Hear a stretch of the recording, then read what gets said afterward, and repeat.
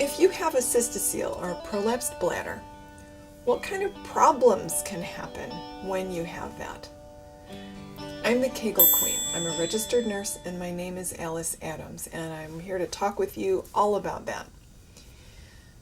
So much. Women are really concerned that a prolapse is going to get worse and worse. That's one of women's biggest fears, is the prolapse is just going to get worse and worse. It's going to get out of control. It might, but not necessarily. Your cystocele isn't necessarily going to get worse and worse as time goes by. It may be that it gets no worse than you're experiencing right now, especially if you take care of it. For example, by exercising safely, by being very careful to avoid constipation, and by doing Kegel exercises correctly. These are a few of the things that you can do to prevent your cystocele, your prolapsed bladder, from getting worse. Sometimes women think, I gotta get surgery right away because if I don't get surgery, it's just gonna get worse, it's gonna get bad. Not necessarily. There's no rush to have surgery. Prolapse is never an emergency. And rushing into surgery is one of the biggest mistakes that women make. You can find out lots more about that on my website at kegelqueen.com. So some of the problems that can happen with prolapse: there's a bulge. If the cystocele is severe, the bulge can be all the way at or protruding out through the opening of the vagina. There are a lot of unpleasant sensations you can have. It can be very painful emotionally. Women really struggle with their self-image as women and with their feeling about themselves as sexual beings and as healthy women, as active women, as attractive women. A cystocele can really mess with that and create a lot of emotional pain.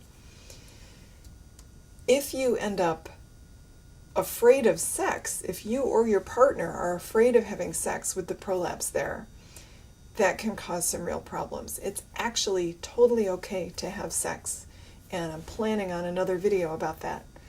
But if you or your partner are afraid about sex, or you don't know how to handle the issue of sex with prolapse, that can really cause a lot of, again, emotional pain. Then there are urinary tract infections can occur when you have bladder prolapse, because it can be difficult to empty the bladder completely. And when you can't consistently get the bladder completely empty when you pee, if there's a residual urine left in there, that can end up leading to urinary tract infections. So there are loads of things you can do without surgery to help reposition your bladder, including doing Kegel exercises correctly. And we'll talk about those in some other videos.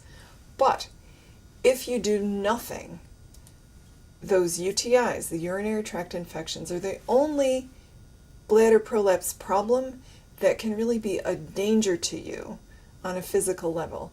Now, I'm not saying these things are okay.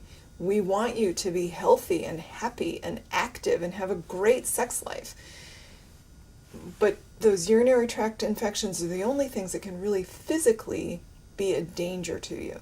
The other things may be very annoying, they may be no fun, they may be quite miserable. But if you can stay ahead of those urinary tract infections, the cystocele may be not as much of a worry as many women might think. To find out more about cystocele and what you can do about it, including Kegel exercises, please visit kegelqueen.com.